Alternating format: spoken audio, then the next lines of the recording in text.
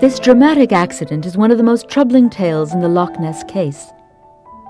The stretch of water John Cobb had chosen for the speed trial is located in the Scottish mountains, where the word loch means lake. Loch Ness is the largest lake in the British Islands. It's 38 kilometers long, but a mere 2,400 meters wide. It's part of the Great Valley, the Glen Moor, an ancient fault that was carved out by the glaciers that stretched from the Atlantic to the North Sea in the Quaternary period. Loch Ness may be known worldwide, but those who expect it to be an impressive or mysterious sort of setting will be disappointed. The lake stretches through the Scottish countryside where nature is, if not joyous, at least friendly, and where it would seem to inspire melancholy more than fear. As for the waters of the lake, they're neither black nor even really dark, but beneath them lies one of the planet's most troubling mysteries. The story really begins on May 2nd, 1933. That day, Mr. and Mrs. John Mackay claimed to have seen two odd humps emerge from the waters of Loch Ness. They were on the road that had just been built on the lake's northern shore when they saw the thing.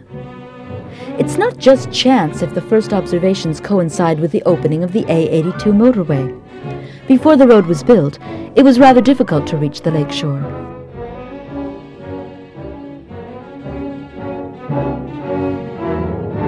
The local newspaper reported the Mackays' sighting, and crowds flocked to the loch, especially since ancient Scottish chronicles include numerous tales of a monster living in the lake.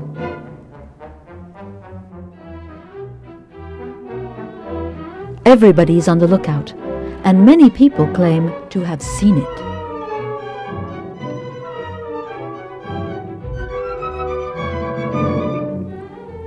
In November 1933, Hugh Gray immortalized on film the image of a curved something swimming at the lake's surface.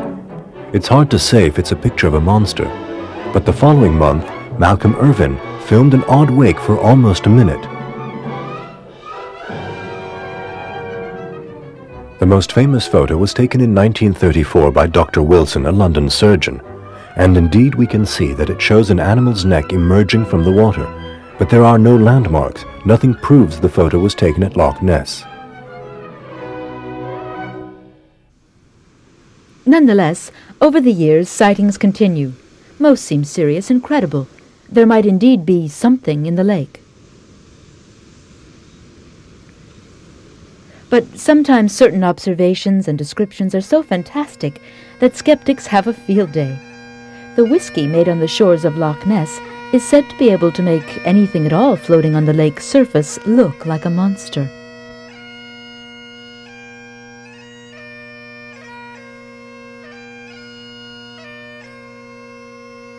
Doubts, however, don't discourage either full-blown expeditions or simple observers. All you have to do is settle down on the shore, keep your eyes on the lake, and be patient.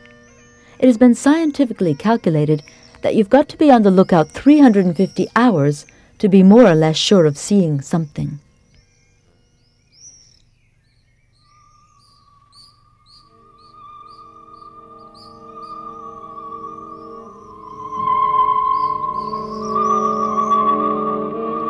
The true specialists know the best spots.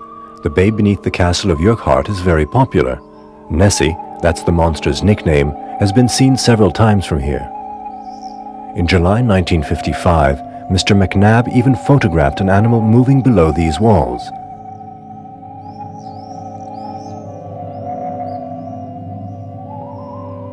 Although the lake's average depth is 130 meters, at this spot there's a trough that's 300 meters deep. Other observers prefer a spot near Foyers, or at the lake's extreme northern tip, Doris, where the monster's been seen several times. Despite the curiosity it's generated and the multitude of observational expeditions, some of them highly sophisticated, there's still no concrete proof, such as film, photos, or remains. We still can't say with certainty whether an unknown animal is living in the lake. The environment around the loch and the lake itself account for this. The rivers and streams flowing into the lake drain a heathland. Topsoil washes easily into the lake, where it remains in suspension, making it almost impossible to make underwater observations